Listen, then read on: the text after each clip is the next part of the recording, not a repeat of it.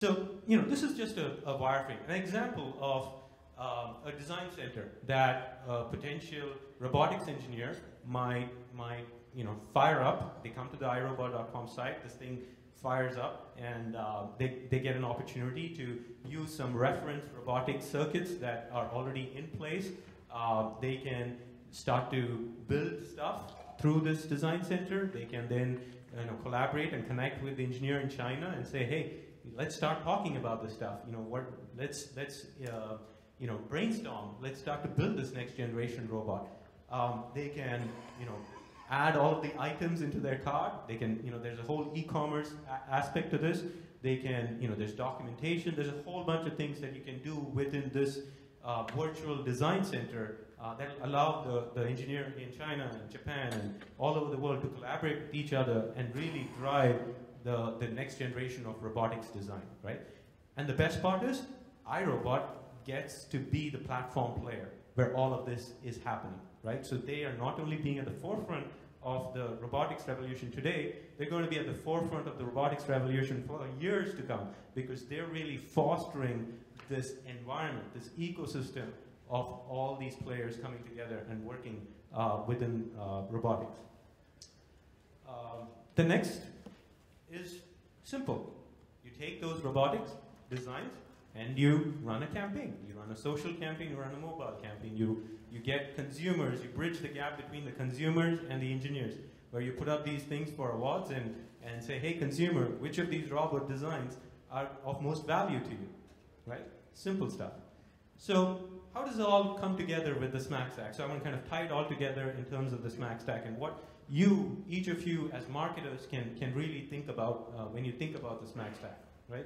The first is, how do you use social? In the case of the consumer, John described a few scenarios where we were using social gamification, the concept of getting people to play games, to engage, to collaborate, to really drive that interactivity that you need to drive the consumer affinity. In the case of the engineers, it's social invention. You're getting people to collaborate and build new stuff. So that's a unique way of thinking of how to use social to gravitate and get together a certain audience type.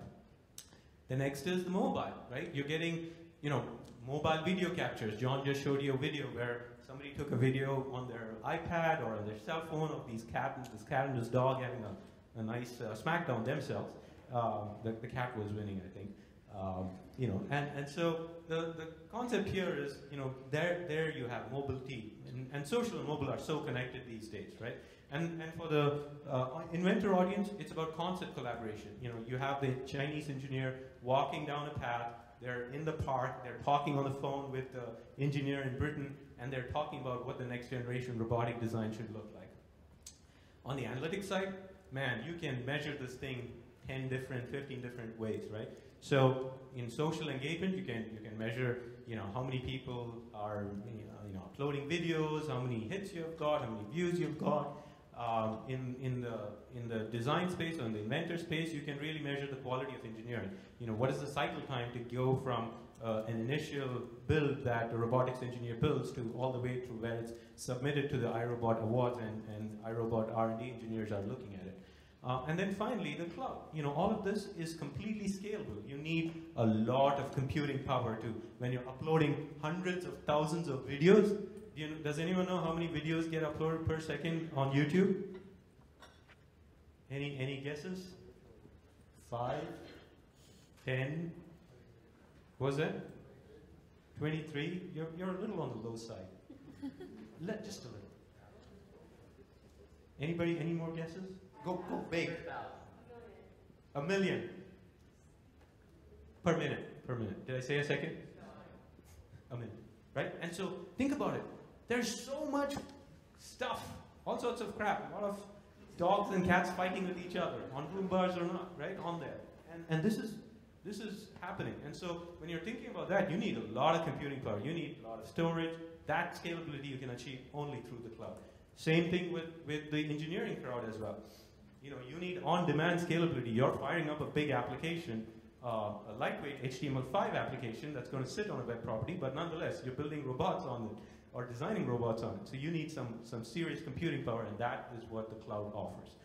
So for each of you marketers, as you think about this, I really ask you to think about these 4 quadrants. When you're thinking about marketing in your daily life, think about what these next generation technologies are going to do for you from a marketing perspective, how they're going to affect the consumer behavior, how you're going to engage them using social, mobile, what kind of metrics are you going to track, and how are you going to get that computing power? Because guess what?